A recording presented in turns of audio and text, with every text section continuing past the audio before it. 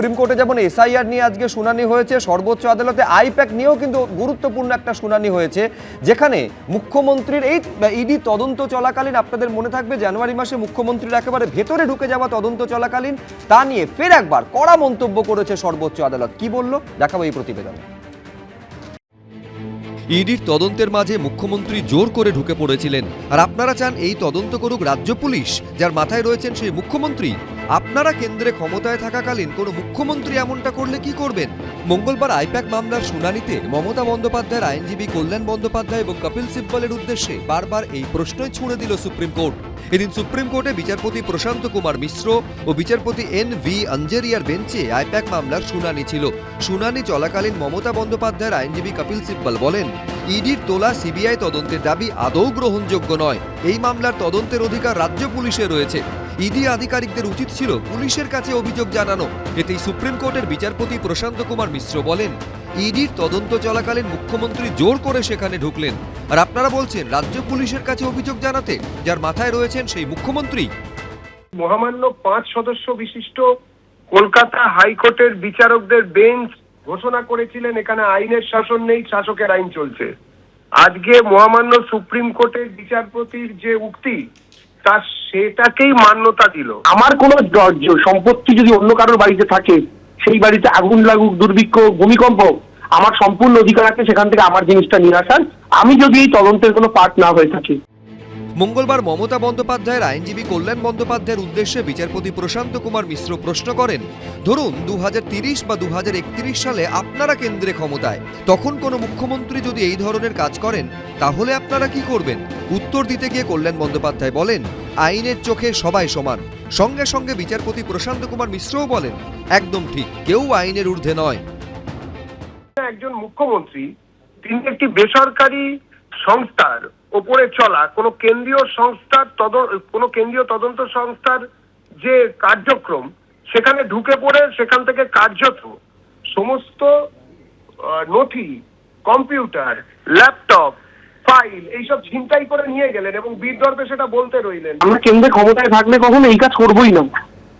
তাহলে পশ্চিমবঙ্গের মাটিতে আমরা সিআইডি কে ইউজ করতে পারতাম নির্বাচনের আগে বিজেপি নেতাদের গ্রেফতার করার জন্য, আমরা কিন্তু করি না।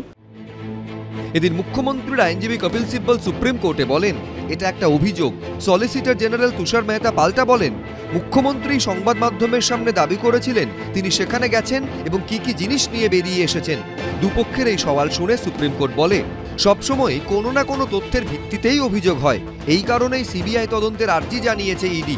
পাশাপাশি বিচারপতি প্রশান্ত কুমার মিশ্র মমতা বন্দ্যোপাধ্যায়ের আইনজীবী কপিল সিব্বলের উদ্দেশ্যে আরও বলেন, ইডির অফিসারদের মৌলিক অধিকার খর্ব করা হয়েছে বলে অভিযোগ। তাদের অভিযোগ সম্পর্কে কি বলার আছে বলুন, না হলে আপনি কিন্তু সমস্যায় পড়তে পারেন। কপিল সিব্বল তখন বলেন, সরকারি কর্মীরা কাজে গিয়ে বাধার মুখে পড়লে মৌলিক অধিকারের দোহাই দিতে পারেন না। সঙ্গে সঙ্গে বিচারপতি মিশ্র প্রশ্ন করেন, তাহলে আপনার মতে কি ইডি নিপীড়িত নয়? 14 এপ্রিল সুপ্রিম কোর্টে এই মামলার পরবর্তী শুনানি। বিজেন্দ্র সিংহ, সৌভিক মজুমদার, কৃষ্ণেন্দু অধিকারী, এবিপি আনন্দ। দেখুন, ইডির অভিযোগ অনুযায়ী যেভাবে মুখ্যমন্ত্রী তদন্ত চলাকালীন ফাইল চুরি করে নিয়ে এসেছেন, এইটা সিবিআই তদন্ত করুক, এইটা ইডি দাবি করেছে। যেখানে আপত্তিটা হচ্ছে রাজ্যের যে রাজ্য আইন শৃঙ্খলা রাজ্যের বিষয়, সেক্ষেত্রে অভিযোগ জানাতে হলে রাজ্যের কাছে জানাতে হবে।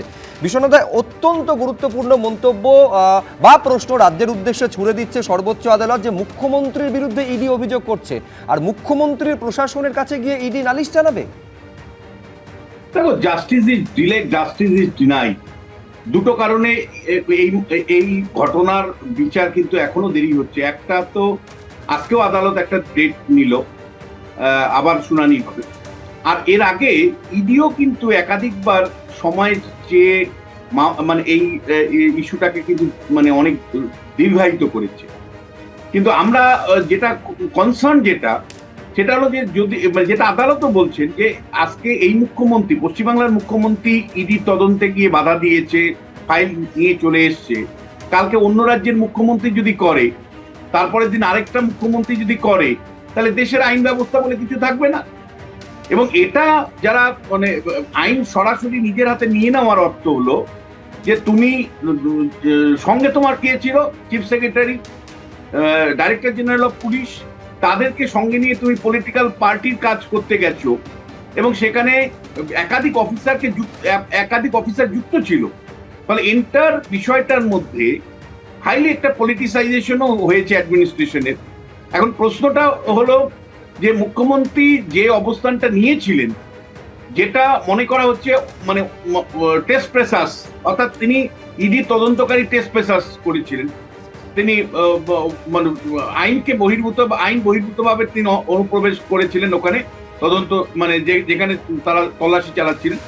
এবং দ্বিতীয় যে প্রশ্নটা আসছে যে ইডিও মুখ্যমন্ত্রীকে কি করে অ্যালাউ করলো, কেন সেন্ট্রাল ফোর্সকে পুরোপুরি ব্যারিকেড করে মুখ্যমন্ত্রীকে মানে বের করে দিতে পারলো না, বা মুখ্যমন্ত্রীকে ঢুকতে দিল সেই এখতিয়ার। মুখ্যমন্ত্রী মনে রাখবে একটা জায়গা থেকে প্রতীক জৈনের বাড়ির থেকে প্রায় ঘোষণা করে গেছিল যে এবার আমি অফিসে যাব, আইডি মানে একেবারে ঘোষণা করে গেছিলেন মুখ্যমন্ত্রী, সেখানে গেছিলেন এবং তারপরে তাকে কাগজ নিয়ে বেরিয়ে আসতেও দেখা গিয়েছে দ্রুত।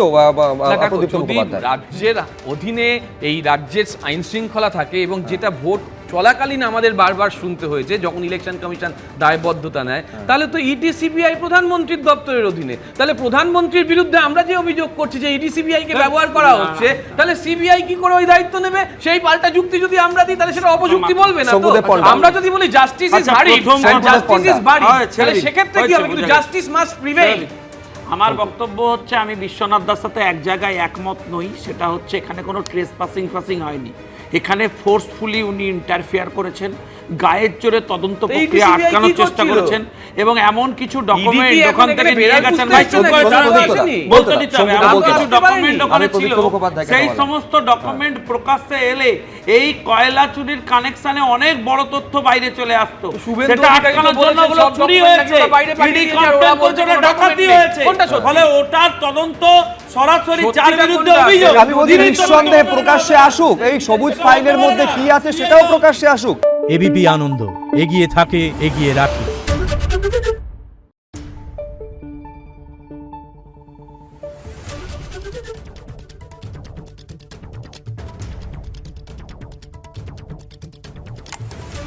Thank you.